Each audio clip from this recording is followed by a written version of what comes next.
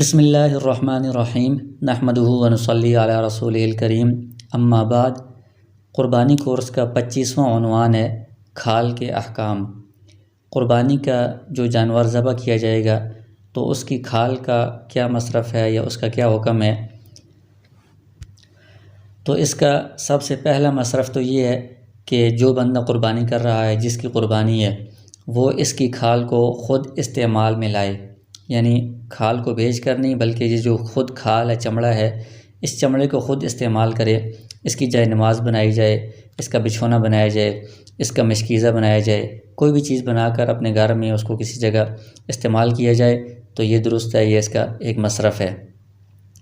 لیکن اگر کسی نے کھال کو خود استعمال نہیں کیا بلکہ اس کو بیچ دیا تو اب اس سے حاصل ہونے والی جو رقم ہے، جو پیسے ہیں، ان کو خود استعمال کرنا جائز نہیں ہے۔ ان پیسوں کو اب صدقہ کرنا یہ واجب ہے، ضروری ہے۔ اور یہ جو کھال کی رقم ہے، یہ کس پر صدقہ کی جائے گی؟ تو یہ اسی شخص پر صدقہ کی جا سکتی ہے، اسی شخص کو دی جا سکتی ہے جو زکوٰۃ کا مستحق ہے، یعنی وہ فقراء و مساکین جن کو زکوٰۃ دی جا سکتی ہے، انہی لوگوں کو قربانی کی کھال کی رقم دی جا سکتی ہے۔ اسی طرح جس طرح زکوٰۃ میں کسی فقیر کو مالک بنا کر دینا ضروری ہوتا ہے، اسی طرح یہ جو قربانی کی کھال کی رقم ہے، یہ بھی جو زکوٰۃ کا مستحق فقیر ہے اس کو مالک بنا کر دینا ضروری ہے، یعنی اس کی ملکیت میں، اس کے مکمل اختیار میں دے دینا ضروری ہے۔ لہٰذا ایسے کاموں میں جہاں پر کسی فقیر کی ملکیت میں یہ رقم نہیں جاتی، وہاں پر ان کھالوں کی رقم کو دینا جائز نہیں ہے۔ مثلا مسجد کی تعمیر ہے تو مسجد کی تعمیر میں کھالوں کی رقم استعمال نہیں ہو سکتی کیونکہ یہ کسی کی فقیر کی ملکیت میں نہیں جاتی۔ اسی طرح کسی رفاعی ادارے میں جو اسپتال کی تعمیر کر رہے ہیں یا لوگوں کو کنواں کھدوا کر دے رہے ہیں یا اس طرح کے جو کام کر رہے ہیں، عوامی سڑکیں وغیرہ بنا رہے ہیں، تو ان میں بھی قربانی کی کھال نہیں دی جا سکتی کیونکہ یہ جو رقم ہے یہ کسی فقیر کی ملکیت میں نہیں آئے گی۔ اسی طرح اگر مدرسے میں دی جا رہی ہے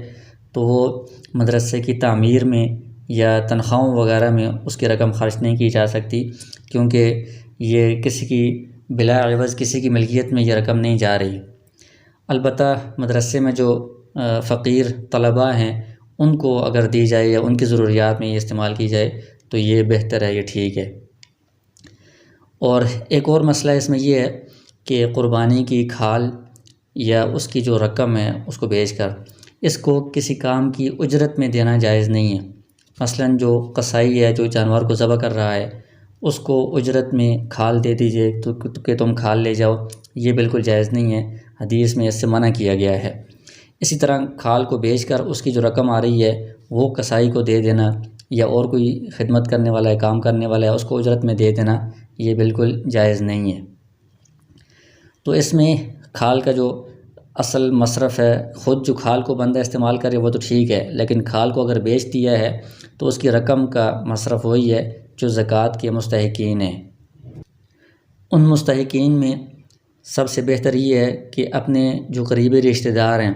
ان رشتہ داروں میں جو فقیر ہو، غریب ہو، اس کو یہ کھال کی رقم دی جائے۔ اس میں دگنا ثواب ملے گا، ایک صدقے کا بھی ثواب ملے گا، دوسرا رشتہ داروں کے ساتھ صلہ رحمی کا بھی ثواب ملے گا۔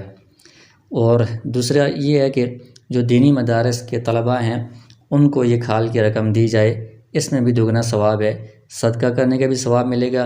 اور دین کی خدمت اور اشاعت میں حصہ لینے کا بھی اجر و ثواب ملے گا۔